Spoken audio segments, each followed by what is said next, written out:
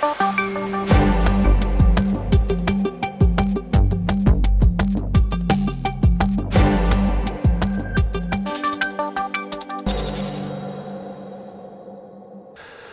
à tous, soyez les bienvenus sur le plateau de Delta TV pour un nouvel agenda du Sivom des rives de la Haye et de la Colme.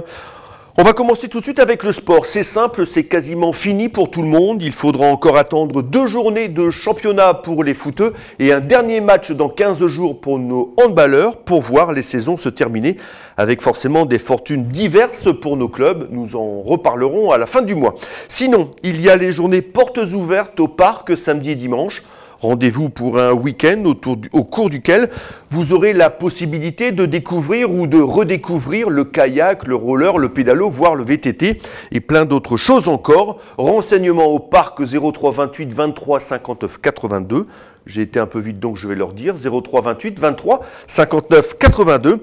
À noter également que le pass qui vous permettra durant la saison de profiter de toutes les activités est d'ores et déjà disponible en prévente sur le site du parc www.leparc.com.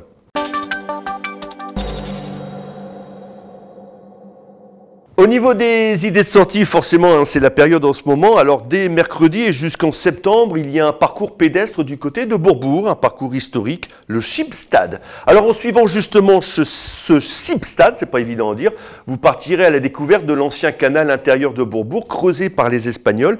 C'était il y a longtemps, 1646. Aujourd'hui, toujours présent mais couvert. Il a apporté un dynamisme certain à la vie économique de la cité bourbourgeoise.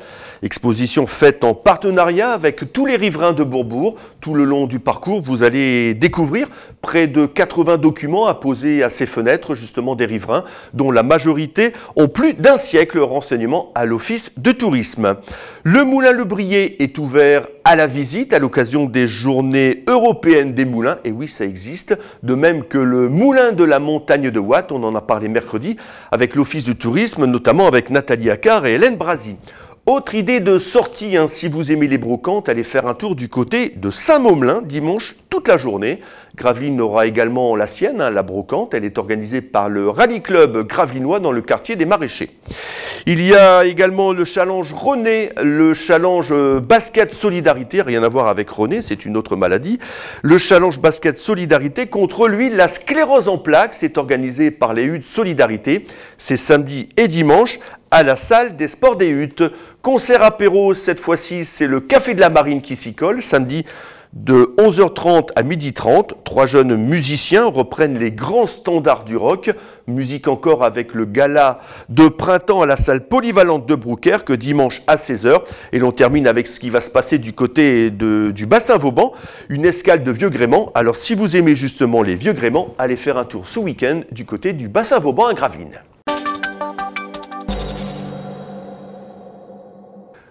Et l'on termine avec la culture, comme on le fait traditionnellement lors de cet agenda. Et le concept chanter est un sport comme les autres à l'auditorium de l'école de musique de Lonne-Plage.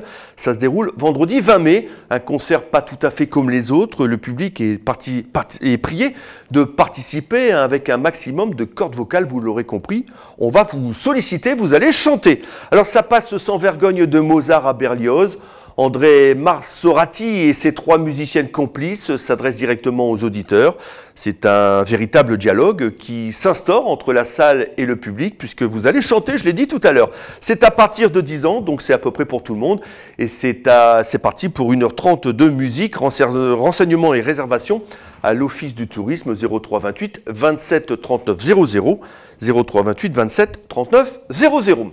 À Gravelines, le brass band des Hauts-de-Flandre fait son retour. Ils étaient à Lonne-Plage il y a plusieurs semaines. Eh bien, il ressort du côté de la Seine-Vauban à Gravelines, dimanche 22 mai.